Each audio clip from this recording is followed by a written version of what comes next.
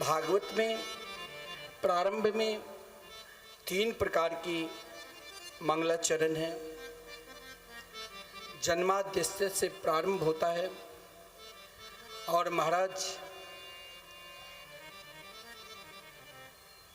मंगलाचरण में भी सत्यम परम धीमहि, यानी भागवत के प्रारंभ में ही वेदव्यास जी ने हम सभी को बता दिया कि अपने आप को भटको नहीं।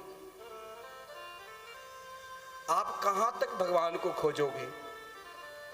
उनके रूप अनेक है, उनके स्वरूप अनेक है, लेकिन रूप अनेक हो सकता है, अवतार अनेक हो सकता है, लेकिन उनके नाम एक ही है। वो कौन है? तो सत्य ही नारायण है, नारायण ही सत्य है।